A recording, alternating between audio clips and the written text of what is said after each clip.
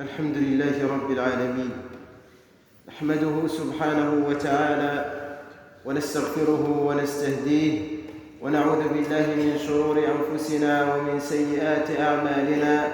من يهده الله فهو المهتد ومن يضلل فلن تجد له وليا مرشدا. وأشهد أن لا إله إلا الله وحده لا شريك له، له الملك وله الحمد وهو على كل شيء قدير. ونشهد أن سيدنا وحبيبنا وعظيمنا محمدًا عبد الله ورسوله وصفيه من خلقه وخليله، بلغ الرسالة وأدى الأمانة ونصح الأمة وجاهد في الله حق جهاده حتى أتاه اليقين، ونحن على ذلك من الشاهدين. أما بعد، أيها الأحبة، نسأل الله سبحانه وتعالى الذي جمعنا في هذا المكان المبارك وفي هذه الساعة المباركة أن يجمعنا مع سيد الدعاة وإمام المتقين في جنته ودار مقامته. اللهم اجعل جمعنا جمعا مباركا، واجعل تفرقنا من بعده تفرقا سالما من الشر معصوما. اللهم لا تدع فينا ولا منا ولا بيننا شقيا ولا محروما.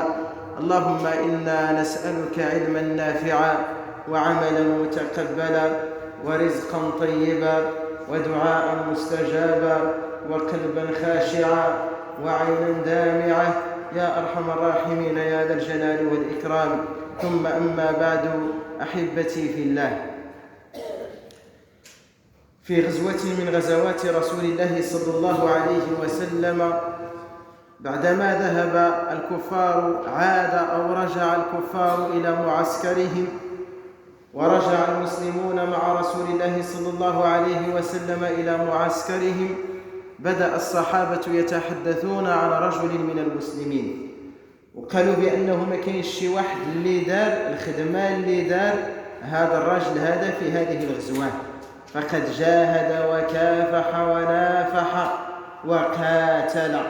وهضروا عليه وقالوا هو اللي فاز في هذه الحرب بالشجاعة اللي كانت عنده. فقال لهم النبي صلى الله عليه وسلم إنه من أهل النار. قال لهم النبي صلى الله عليه وسلم هذا اللي انتم تهضروا عليه فإنه من أهل النار.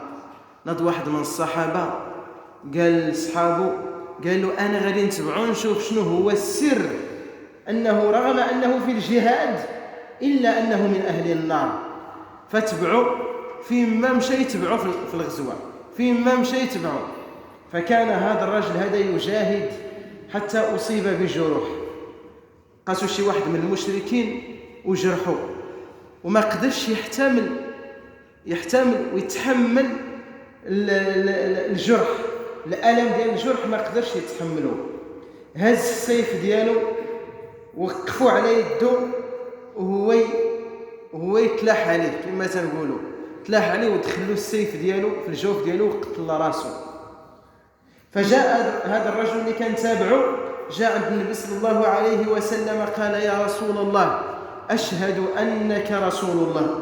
قال له النبي صلى الله عليه وسلم شنو قال له هذاك الرجل اللي ذكرت لنا راه الصحابة تعجبوا تعظم عليهم الأمر، قالوا هذا يجاهد ويدخل جهنم الأمر راه صعيب، فتبعته حتى لقيته راه قتل راسه.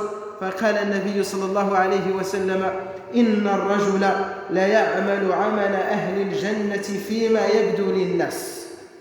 إن الرجل لا يعمل عمل أهل الجنة فيما يبدو للناس وهو من أهل النار، وإن الرجل لا يعمل عمل أهل النار فيما يبدو للناس وهو من أهل الجنة.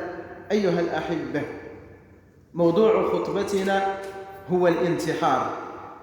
الانتحار أيها السادة هو موضوع حقيقة خصنا نطرقوا له في أي وقت. علاش؟ واش عارفين بأن والإحصائيات قديمة والآن لابد أن يكون الرقم أكثر مرشحا للارتفاع، في كل 40 ثانية كينتحر واحد في العالم. نعم، بحمد الله ومنه وكرمه أن الإحصائيات ولا الأرقام المرتفعة في بلاد غير المسلمين ماشي كنتمنوا لهم الموت، لا، هذا يدل على أن المسلمين أكثر طمأنينة وأكثر اعتدال، نفوسهم أكثر اعتدالا من غير المسلمين. لكن الأرقام في صفوف المسلمين كذلك ترتفع يوما بعد يوم، يوما بعد يوم ترتفع هذه الأرقام. فكنسمعوا كل مرة نسمعوا أن الناس كينتحروا في بلادنا في المغرب وفي غير المغرب ومسلمون ينتحرون. لذلك كان لزاما علينا أن نسلط الضوء على هذه الظاهرة. أيها الأحبة، الحياة من حيث زخرفها ومن حيث أموالها ومن حيث أولادها ومن حيث من هذه الناحية هي متاع وغرور ولا تساوي عند الله جناح بعوضة. نعم، متفقون. لكن الحياة من نظرة أخرى أو من زاوية أخرى، من حيث كونها وقتا، من حيث كونها فرصة، من حيث كونها امتحانا، من حيث كونها ابتلاء، من حيث كونها حربا، والحرب معارك. وقد تخسر معركة، لكن أن تخسر معركة لا يعني أنك قد خسرت حربا. من حيث كون الحياة فرصة لك لدخول الجنة أو لدخول النار. اللي قداموا شي بلاصة يزيد لها الله يجازيكم بخير، اللي قداموا شي مكان خاوي يزيد له. من هذه الزاوية أيها الأحبة، الحياة وعاء للعمل. ما قصكش تضيع ولو دقيقة واحدة.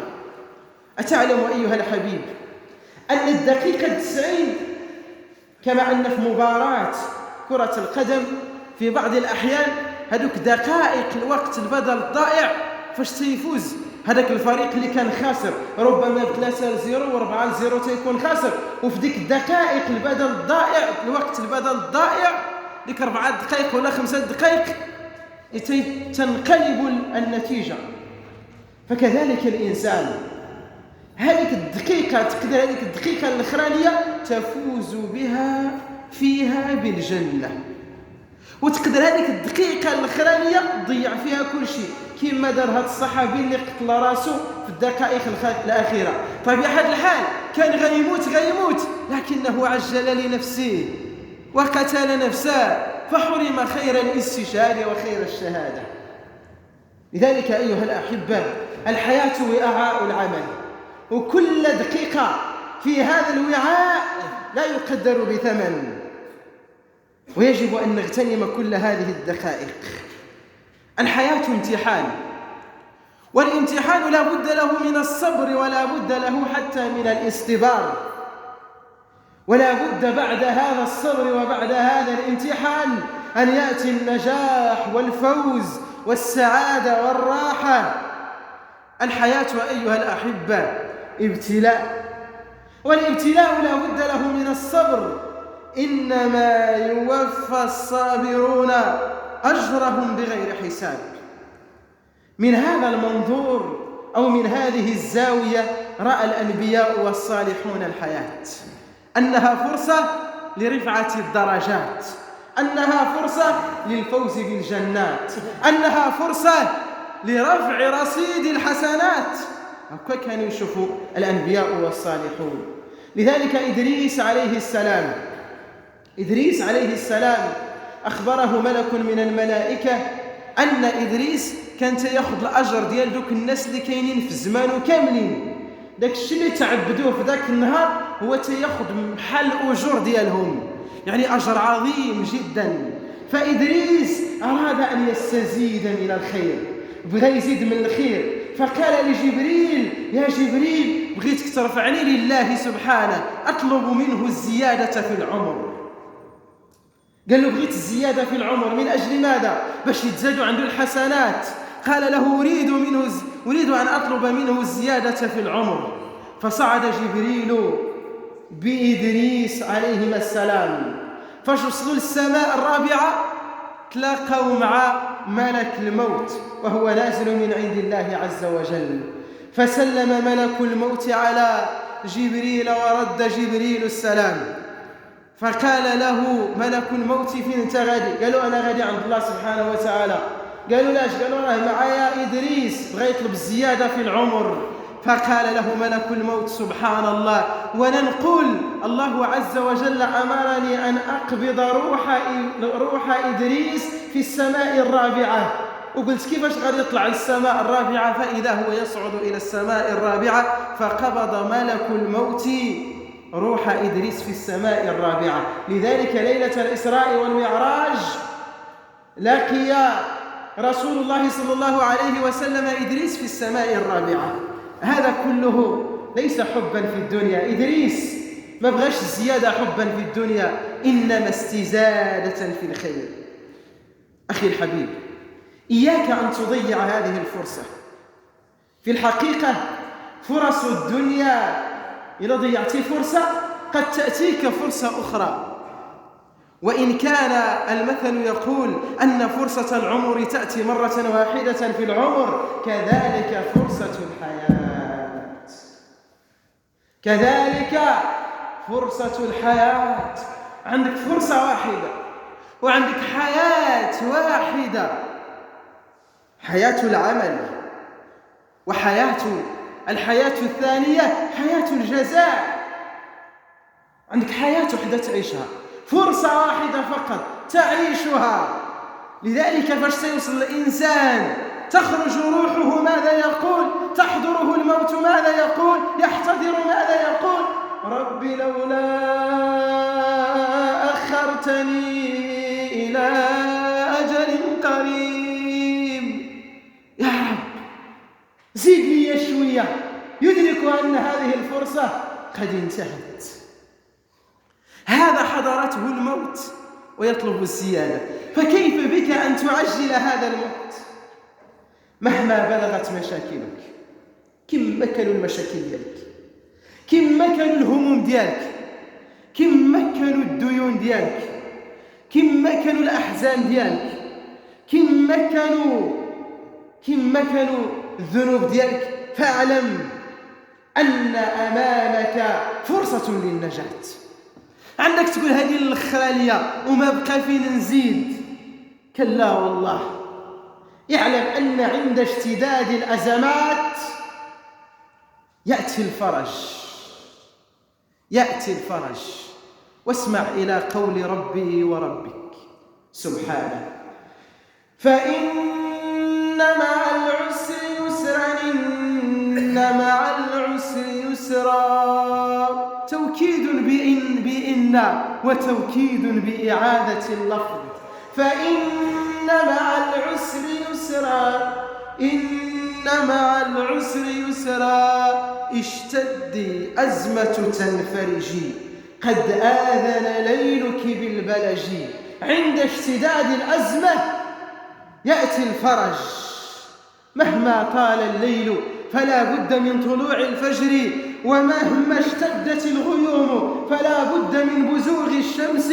كن متفائلا قويا بعقيدتك، قويا بدينك، متمسكا بالحياة لا للحياة وإنما للآخرة، متمسكا بفرصتك الوحيدة، مغتنما إياها. وتذكر قول النبي صلى الله عليه وسلم: عجبا لأمر المؤمن إن أمره كله خير، إن أصابته ضراء صبر كان خيرا له، وإن أصابته سراء شكر كان خيرا له، وليس ذلك لأحد إلا للمؤمن. واعلم أيها الحبيب، إن كانت روحك ملكا لك فأزهقها كما شئت. هذا الروح إلا كانت ديالك دير فيها ما بغيتي، وإلا كنت انت اللي خلقتي راسك دير في راسك اللي بغيتي، وإلا كنت انت اللي سويتي الجسد ديالك قتلو ودير فيه اللي بغيتي. لكن لا تملك في نفسك مثقال ذرة. الله خلقك بيده، الله خلقك بيده، الله خلقك وجسدك وروحك، وجعل كل ذلك أمانة عندك، فإما أن تحفظ الأمانة وإما أن تضيع الأمانة. أيها الحبيب، اعلم أنه لا يلجأ في الحقيقة إلى الانتحار إلا ضعفاء الإيمان، إلا الضعفاء الخائرون الهاربون من المواجهة. لا يلجأ إليه إلا ضعيف الإيمان العاجز عن الصبر. وأبشر بحديث رسول الله صلى الله عليه وسلم: واعلم أن النصر مع الصبر، وأن الفرج من الكرب، وأن مع العسر يسرا. فإياك أن تفقد الأمل. جعلني الله وإياكم من المتفائلين الصابرين المغتنمين المتشبتين بالحياة، العاملين في حياتهم لأخراهم، الفائزين برضوان الله عز وجل. قولوا قولي هذا وأستغفر الله لي ولكم فاستغفروه إنه هو الغفور الرحيم.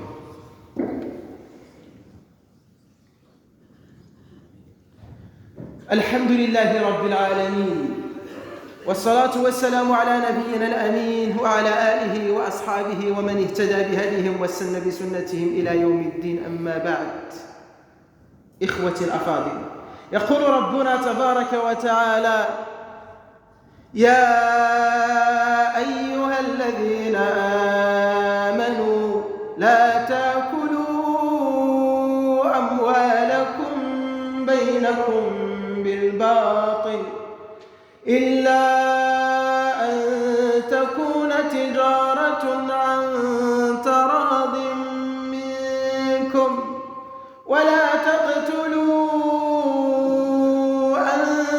أنفسكم إن الله كان بكم رحيما. ومن يفعل ذلك عدوانا فسوف نصليه نارا وكان ذلك على الله يسيرا إن تجتنبوا كبائر ما تنهون عنه نكفر عنكم سيئاتكم وندخلكم مدخلا كريما. الانتحار أيها الأحبة، الانتحار جريمة شنعاء. الانتحار ليس حلا. اعلم أيها المؤمن أنه ليس بعد الانتحار راحة، بل بعد الانتحار عذاب، بل بعد الانتحار سخط الله، بل بعد الانتحار غضب الله. الانتحار كبيرة من الكبائر. إن تجتنبوا كبائر ما تنهون عنه، بعد قوله سبحانه وتعالى ولا تقتلوا أنفسكم. الانتحار علامة على سوء الخاتمة، نسأل الله عز وجل السلامة. من مات على شيء بعث عليه. يبعث الصابر صابرا، يبعث الشهيد شهيدا، يبعث الحاج ملبيا، يبعث المصلي راكعا ساجدا، يبعث من مات على تلاوة القرآن تاليا للقرآن، ويبعث المنتحر وهو ينتحر عياذا بالله تعالى. بل إن المنتحر يعذب بما انتحر به في نار جهنم. إذا كان تلح من فوق شي عمارة كيبدا يتلح في جهنم ويطلع ويتلح ويطلع وهكذا يعذب. إذا كان قتل راسه بشي مس تيبدا يقتل راسه بالمس وترجع فيه الروح وهكذا يعذب في نار جهنم. إذا كان شرب شي سم يعاد له هذا العذاب في جهنم عياذا بالله تعالى. والمنتحر في الحقيقة أيها الأحبة ساخط على قضاء الله وقدره. المنتحر اللي جينا نتأملوه نلقاو بأنه ساخط على قضاء الله وقدره، ما رضاش بالحكم ديال الله سبحانه وتعالى. والمؤمن إذا أصابته مصيبة قال إنا لله، حنا ديال الله يدير اللي بغى وإنا إليه راجعون. وما زال غادي نرجعوا عنده وغادي نشد الأجر ديالي على هذه المحن اللي محني بها الله سبحانه وتعالى، اللي ابتلينا بها الله سبحانه وتعالى. فالدنيا هي هذه، محن ومنح، سعادة وبكاء، ضحك وحزن، هم وفرح، وهكذا. الدنيا هي هذه وعليك أن تصبر. الانتحار من أكبر الكبائر. واعلموا أيها الأحبة أن المنتحر ليس بكافر. شي مرات كينتحر شي واحد وكنوضوا نحكموا عليه بالكفر، نعم فعل كبيرة من الكبائر لكن يصلى عليه. النبي صلى الله عليه وسلم قال لك النبي صلى الله عليه وسلم ما بغاش يصلى على المنتحر، نعم صحيح، لكنه كذلك ما بغاش يصلى عليه اللي عليه الدين. هذا يعني أنه كافر؟ لا أبدا. واعلموا أيها الأحبة أن ديننا حزام أماننا، حزام أماننا، فلنتعلمه ولنطبقه. يا أيها الذين آمنوا قوا أنفسكم وأهليكم نارا. ويقول ربنا تبارك وتعالى وما أرسلناك إلا رحمة للعالمين. فالدين الإسلامي سبب من أسباب دنو الأرقام الانتحار في البلدان الإسلامية. فعلينا أن نتعلم ديننا وأن نعلم أبناءنا دينهم. وفقني الله وإياكم لما فيه الخير. اللهم صل على محمد وعلى آل محمد كما صليت على إبراهيم وعلى آل إبراهيم، وبارك على محمد وعلى آل محمد كما باركت على إبراهيم وعلى آل إبراهيم في العالمين إنك حميد مجيد. اللهم آت نفوسنا تقواها وزكها أنت خير من زكاها أنت وليها ومولاها. اللهم اجعل جمعنا جمعا مباركا واجعل تفرقنا من بعده به تفرقا سالما من الشر معصوما. اللهم لا تدع فينا ولا منا ولا بيننا شقيا ولا محروما. اللهم لا تدع لنا في هذا المكان ذنبا إلا غفرته، ولا دينا إلا أديته، ولا مريضا إلا شفيته، ولا عاصيا إلا هديته. اللهم ارحمنا وارحم والدينا وارحم مشايخنا وارحم من لهم الحق علينا. اللهم انصر إخواننا المستضعفين في فلسطين، اللهم انصرهم نصرا عزيزا مؤزرا. اللهم لا ناصر لهم إلا أنت ولا مدافع عنهم إلا أنت، فانصرهم نصرا عزيزا. اللهم أطعم جوعاهم واحمل حفاتهم واكس عوراتهم وارحم موتاهم وتقبل شهداءهم وسدد رميهم يا أرحم الراحمين يا ذا الجلال والإكرام. اللهم صل على سيدنا محمد عبدك ورسولك النبي الأمي وعلى آله وصحبه وسلم تسليما. سبحان ربك رب العزة عما يصفون وسلام على المرسلين والحمد لله رب العالمين.